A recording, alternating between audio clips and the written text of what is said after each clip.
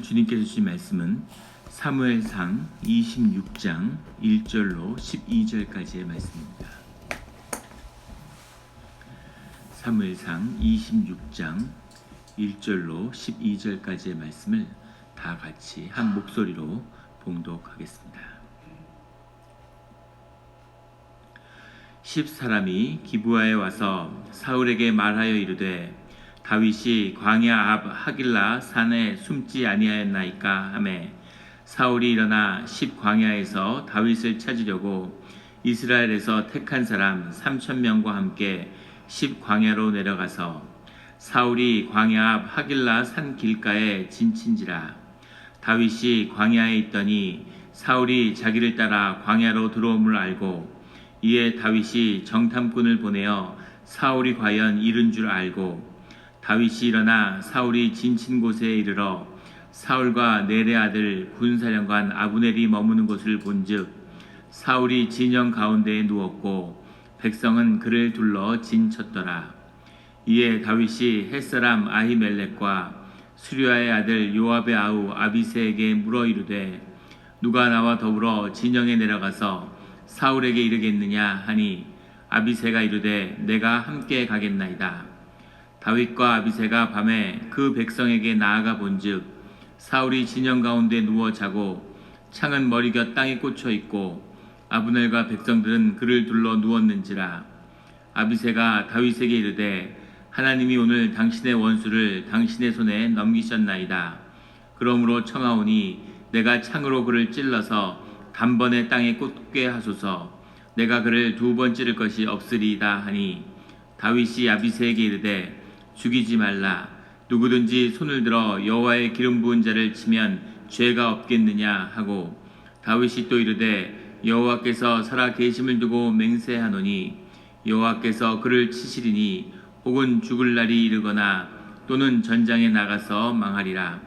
내가 손을 들어 여호와의 기름 부음을 받은 자를 치는 것을 여호와께서 금하시나니 너는 그의 머리 곁에 있는 창과 물병만 가지고 가자 하고 다윗이 사울의 머리 곁에서 창과 물병을 가지고 떠나가되 아무도 보거나 눈치채지 못하고 깨어있는 사람도 없었으니 이는 여호와께서 그들을 깊이 잠들게 하셨으므로 그들이 다 잠들어 있었기 때문이었더라.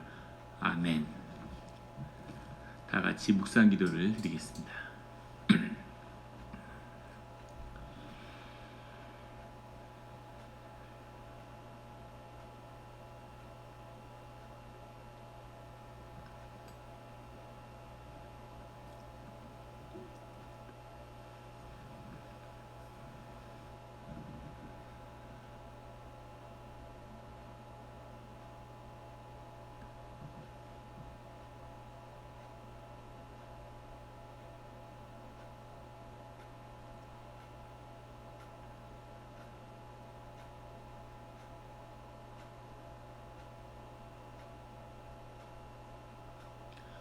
하나님 아버지 감사합니다. 주의 음성을 듣고자 저희가 새벽 제단 앞에 모였습니다. 우리 마음의 기도와 우리 마음의 묵상이 주님께 연락되기를 원합니다. 감사드리며 예수 그리스도의 이름으로 기도드렸습니다. 아멘. 오늘 새벽 기도의 본문 사무엘상 26절의 말씀은 이렇게 시작하고 있습니다. 10사람이 기브아에 와서 사울에게 말하여 이르되 다윗이 광야 앞 하길라 산에 숨지 아니하였나이까 하매 23장에 나왔던 사건과 아주 비슷한 사건이 또다시 일어나고 있습니다. 10이라고 하는 유다의 남쪽 평야지대에 다시 사울이 돌아오니까 사울이 유다 지역에서 활동하기 시작하니까 사울이 군대를 일으켜서 다시 다윗을 잡으러 간 거죠. 다윗을 잡으러 갔다가 다윗이 옷깃을 잘라내고 한번 다윗이 사울 왕을 살려준 적이 있었고 그때마다 사울이 다시는 이런 일이 없을 것이다 라고 맹세했는데 주님의 이름으로 다윗을 축복하고 맹세했는데 똑같은 일이 다시 반복되고 있는 거죠.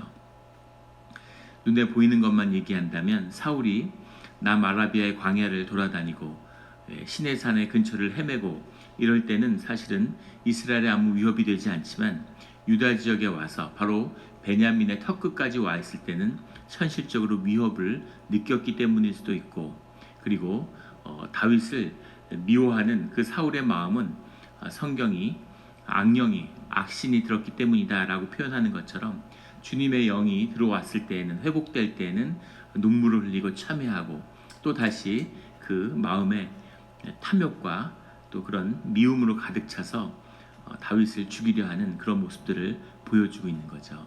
하지만 오늘 일어난 사건에는 23장에 나왔던 사건과는 본질적으로 다른 것이 들어있습니다.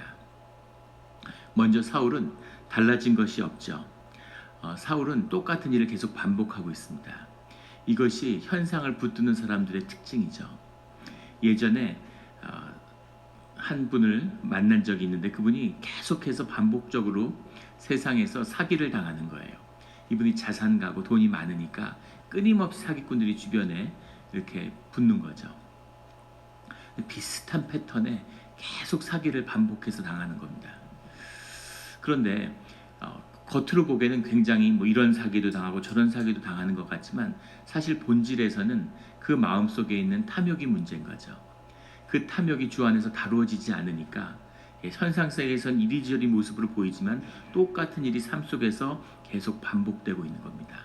영이 죽은, 주님의 영이 살아있지 않은 사람들의 죽은 삶, 계속 반복되는 일상, 그것 자체가 저주고 죽음이라는 사실을 보여주고 있는 거죠. 똑같은 삶의 패턴들을 계속 사울은 반복하고 있어요. 반면에 이 다윗의 진영에서 사울이 이 10에 광야에 잡으러 온 사울에 대한 다윗의 사람들의 반응은 완전히 달라졌음을 보게 됩니다. 사울이 쳐들어오니까 23장에서는 두려움과 공포에 질렸죠. 그리고 동굴에 숨어서 나올 엄두도 내지 못했습니다. 근데 이제는 전혀 그러지 않은 거죠. 4절에 보면 다윗이 정탐꾼을 보내어 사울이 과연 이룬 줄 알고 척후를 내보내서 사울의 군대가 움직이는 것을 살피고 있는 거죠. 예전에 경험한 것이고 사울의 군대가 어떻게 움직이는지 잘 보고 있는 거예요.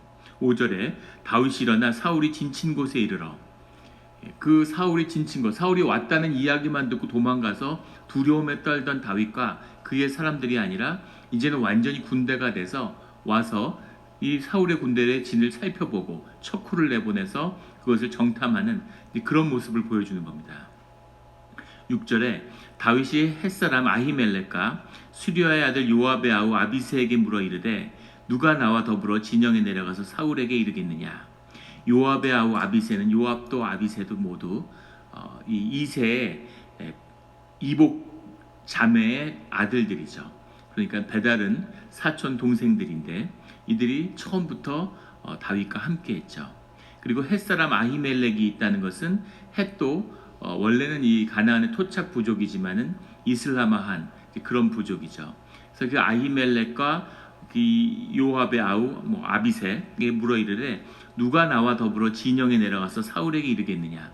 숨어 있다가 사울이 우연히 동굴에 들어와서 그것을 조우하는 게 아니라 이제는 사울이 자고 있는 그 진영 중간으로 가겠다는 겁니다. 3,000명이 가장 정예 용사들이, 이스라엘의 정예 용사들이 진을 치고 있는데, 그런데 이 다윗도 또 다윗을 따르는 사람도 그 진영으로 내려가서 사울에게 직접 이르겠다, 이렇게 이야기하는 거죠. 8절에 아비새가 다윗에게 이르되 하나님 오늘 당신의 원수를 당신의 손에 넘기셨나이다. 그러므로 청하오니 내가 창으로 그를 찔러서 단번에 땅에 꽂게 하소서. 내가 그를 2번 찌를 것이 없으리다. 이렇게 이야기하는 거죠. 다윗뿐 아니라 이 아비새조차도 전혀 사울과 그의 군대를 두려워하지 않는 그 모습을 보게 됩니다. 마음속에서 두려움을 이겨낸 거죠. 두려움이 다뤄진 겁니다. 이런 군대는, 이런 사람들은 세상이 감당치 못하는 거죠. 세상에 두려울 것이 없는, 왜 이렇게 다윗과 아비새와 그를 따르는 사람들, 세상에 핍박받고 세상에 억울하고 세상에 한없이 찌질한 사람들이 동굴에 모여서 유랑생활을 하고 굶고 배고프고 힘든 삶을 보냈는데 왜 이렇게까지 강력한 군대로 거듭날 수 있었을까 하는 것이 하나님의 비밀이고 신앙의 비밀입니다. 우리 신앙의 비밀 중에 하나는 그 신앙 가운데 우리의 기도를 통해서 우리의 무의식이 열린다는 거죠. 무의식이 모든 라이프 포스의 보고입니다. 생명의 힘이 그 밑에 있는 거죠. 그 힘이 열리는데 그 힘을 받아들이는, 그 힘을 의식화하고 그 힘을 실제 삶에 쓸 수 있는 그 비밀은 의식에 있는 거죠. 다윗이 혼자 살아남겠다고 침을 흘리면서 미친 광인 행세를 하면서 생존에 급급하던 시절이 있었는데, 이제는 이스라엘 땅 안에서 이스라엘 군대를 마주해도 아무 두려움이 없고 사울 정도는 자기하고 신복 하나가 가서 그 자리에서 그대로 다룰 수 있는 이런 정도의 힘이 생긴 거죠. 이것이 의식의 힘입니다. 우리가 어떻게든 기도를 하고 무의식을 열기 위해서 막 노력하지만 무의식의 에너지를 결국 흡수해서 삶의 힘으로 쓰는 것, 이것은 우리의 의식의 힘이라는 거죠. 그러면 이 의식의 힘은 어디에서 왔는가? 이 의식의 힘은 바로 공동체에서 온 거죠. 이들이 두려움과 세상의 어려움 가운데 모여 살았지만 그 중심에 하나님이 있기 때문에 하나님의 공의와 하나님의 정의를 그 중심에 놓고 사람들이 그 삶이 하나가 됐다는 겁니다. 이것이, 이 엄청난 하나님의 능력이 이 다윗의 사람들이 그 힘을 의식화하고 쓸 수 있는 비밀인 거죠. 이것이 의식의 힘입니다. 이것을 여는 것, 이것이 신앙의 힘이고 또 종교의 힘인 거죠. 이 의식이 안 좋으면, 이 의식화하는 주체가 나쁘면 이 에너지를 아주 악하게 쓸 수도 있는 거죠. 히틀러 같은, 스탈린 같은 그런 아주 악하게 그 힘을 쓰는 그런 모습이 있습니다. 조커라는 영화가 굉장히 금년에 화제가 됐죠. 그 영화를 찍은 감독을 대본도 썼다고 하는데, 원래 코미디를 찍던 사람인데 그 미국에서 그 히어로 무비를 만들어서 DC 코믹스에서 나온 히어로 무비를 만들었는데 베니스 연영화제에서 황금 사자상을 받았어요. 있을 수 없는 일, 기적 같은 일입니다. 그 감독이 어떤 사람일까? 근데 그 조커라는 영화 가운데 미국이 들썩이고 영화가 개봉됐을 때 경찰들이 앞에서 지키고 있었죠. 미국의 한없이 작은 소시민인 사람이, 그 사람이 악한 내면의 힘에 약간 미쳐가고 있는 거죠. 내면의 힘에 눈을 뜨면서 그것을 악하게 의식화하는 과정을 보여주고 있습니다. 나중에 그 연기자의 연기도 뛰어났죠. 한없이 찌질한, 길에서 광고판을 들고 흔들고 있다가 청소년들한테 두드려 맞고 광고판을 다 부서뜨리고 그걸 또 자기 돈으로 물어줘야 되고, 한없이 억울한 일을 당하고 한없이 작은 사람이, 그런 사람이 무시무시한 그 고담시, 뉴욕시 전체를 아우르는 범죄자의 두목이 되는 그런 과정인 거죠. 이것이 정신의 힘이고 이것이 의식의 힘입니다. 굉장히 무서운 힘이죠. 그 힘이 열리는데 중요한 것은 그 힘이 하나님 가운데 있고 하나님을 내면화하고 하나님을 의식화하는 그 과정을 걸어가고 있기 때문에 하나님의 역사하심도 점점 커지는 거죠. 오늘 이 3,000명을 들고 들어갈 수 있었던 것은 12절에 가면 여호와께서 그들을 깊이 잠들게 하셨으므로 그들이 다 잠들어 있었기 때문이었더라. 그리고 그 앞에 보면 이 아비새가 이 사울을 죽이겠다고 하니까 다윗이 그것을 못하게 하죠. 여호와의 기름 부어둔 자를 치면 죄가 없겠느냐 하고 10절에 가면 여호와께서 살아계심을 두고 맹세하노니 여호와께서 그를 치시리니 혹은 죽는 날을 이르거나 또는 전장에 나가서 망하리라. 그런 선지자와 같은 이런 예언을 하게 되는 겁니다. 성령이 충만해 있는, 그래서 다윗의 뜻이 하늘의 뜻에 감동되어서 하나가 돼서 같이 움직이는 거죠. 다윗이 그런 용기를 갖고 사울의 진영에 들어가니까 하나님의 영이 역사해서 모든 자들을 잠재우는 이런 일이 같이 일어나는 겁니다. 하나님의 뜻이 앞에 가는데 따라가지도 못하던 다윗이 이제는 다윗이 앞서가니까 성령의 역사가 그를 뒤따르는 그런 역사가 지금 이루어지고 있는 거죠. 그래서 23장의 역사와는 완전히 다른 내용을 보여주고 있는 겁니다. 혹자는 23장의 역사가 한 번 있었던 것이 두 번 기록된 거 아니냐 이렇게 얘기하는데, 그 장소나 여러 구체적인 것도 다르지만 그 밑에 흐르는 다윗의 모습은 완전히 다른 사람이 되어 있는 거죠. 여기서 보여주는 중요한 것은 왜 사울이 그토록 오랜 시간 다윗을 괴롭혔을까? 하나님이 다윗에게 기름 부었으면 하나님이 사울을 정리해줘도 될 텐데, 그런데 사울을 완전히 극복하는 다윗의 모습이 보여지는 거죠. 이것이 고난과 시련이 주는 하나님의 인도하시는 길의 비밀입니다. 이제는 다윗이 진짜 왕이 되어가고 있는 거죠. 아직도 거지고 아직도 동굴 안에 있지만 예전에 동굴 안에서 죽음을 두려워하며 떨고 있는 그 다윗이 아닌 거죠. 어려움이 있고 시련이 있었지만 그것을 딛고 일어나서 점점 왕이 되는, 그 왕이 되는 다윗의 심령이, 그 다윗의 삶이 실제의 삶으로 왕이 되고 이스라엘의 왕이 되어가는 실제의 삶으로 이루어지는 과정을 주님이 보여주고 계십니다. 주님이 사울을 인도하던 방식과는 완전히 다른 방식으로 다윗을 인도하고 계시죠. 사울은 정말 하나님의 주권적인 능력과 기름 부음으로 그냥 왕으로 세우셨어요. 그런데 사울의 끝은 좋지 않았죠. 사울은 하나님을 왕이 되자마자 금방 잃어버렸습니다. 그런데 다윗은 하나님의 사람으로서 철저히 훈련받고 정말 하나님이 세우는 왕이 되어가는 그 과정을 밟고 있는 거죠. 무엇이 축복이겠습니까? 사울처럼 한순간에 왕이 돼서 수심정한 영화로움을 누리는 그런 삶도 있지만 다윗처럼 이렇게 온갖 고생과 온갖 시련과 고난 속에서 성장해가는 삶도 있죠. 그 두 사람의 삶만 놓고 본다면 이게 이 상에서 사는 것이 전부라면 어쩌면 사울의 삶이 더 복되고 좋아 보이는지도 모르죠. 그러나 하나님이 중심에 있고 우리가 영혼 속에 살아가고 있다는 것을 본다면 어떻게 다윗의 고난을 축복이 아니라고 말할 수 있겠습니까? 이것이 주님의 사랑하는 자녀를 이끄는 하나님의 길임을 하나님 우리에게 오늘 보여주시니 감사합니다. 주님께 늘 이런 우리가 기도하지만 언젠간 우리의 심령의 힘이, 이 심령이 열려서 우리가 하나가 돼서 그 안에서 하나님이 주시는 이 축복을 같이 누리는 그 일이 우리 영락 공동체에서 열리기를 주의 이름으로 축원합니다. 이것을 이뤄내는 비밀이 있는 거예요. 이 안에 하늘의 비밀이 들어있는 겁니다. 놀라운 축복의 비밀이 들어있는 거죠. 이 비밀이 꼭 열려서 하나님을 믿는 것이 결코 헛된 것이 아니라 하나님이 이런 선물을 주시려고 우리에게 시련과 연단을 주고 공동체를 세우셨구나 하는 것을 서로 보고 증인이 되고 권면하며 기뻐하는 날이 반드시 우리와 함께 할 것을 믿고 주의 이름으로 축원합니다. 기도드리겠습니다. 하나님 아버지 감사합니다. 오늘 똑같은 시련이 반복돼서 왔지만 하지만 전혀 두려워하지 않고 이제 그것을 완전히 이겨내고 극복한 그런 다윗과 다윗의 사람들의 모습을 보여주시니 감사합니다. 주님, 우리도 늘 세상의 똑같은 시련, 똑같은 위협, 생존의 위협, 죽음의 위협, 그것으로 세상에 불종하고 생존을 두려워하면서 종노릇하며 살아왔던 그 모습을 기억나게 하시니 또 저희 마음 가운데 부끄러움이 있습니다.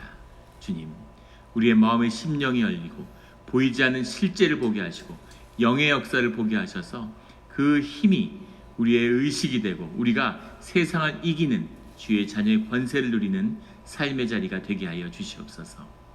예전엔 두려움에 떨었지만 이제는 그것을 이겨내고 아무렇지 않게 세상이 주는 위협과 고난을 이겨내는 그런 하나님의 자녀로 우뚝 서는 모습을 보기를 원합니다. 그것을 위해서 우리가 한 마음이 되고 같이 기도하며 주 안에서 연단받으며 공동체가 완성되는 그 비밀이 다윗에게 있었음을 우리에게 보게 하여 주시니 감사합니다. 늘 실제를 보며 이것이 정말 하늘의 비밀이며 우리의 생명의 비밀이며 우리의 삶의 비밀인 것을 몸으로 깨달아 몸으로 살아낼 수 있는 그런 우리의 신앙이 되게 하여 주시옵소서. 주님, 우리 가운데 연약한 지체가 있고 아픈 자들이 있습니다. 주님, 그들과 마음을 나누며 그들을 위해 중보하며 그 아픔이 주 안에서 같이 기도로서 주님의 능력이 임하는 것을 경험하는 이 때가 되기를 원합니다. 주님이 기도케 하시는 그 뜻에 따라 우리가 기도하고 있습니다. 주님, 기도의 문을 열어주셔서 기도의 능력이 나타나며 생명의 역사가 시작되는 이 때가 되게 하여 주시옵소서. 우리의 마음이 힘들고 우리가 아무것도 할 수 없는 그런 절망감이 있으나 주여 아버지여 주가 계시오니 하나님 가운데서 우리의 기도를 들으시는 주님이 역사하시는 것을 우리가 믿사오니 주여 아버지여 주님의 능력으로 함께하여 주시옵소서. 감사드리며 예수 그리스도 이름으로 기도드렸습니다.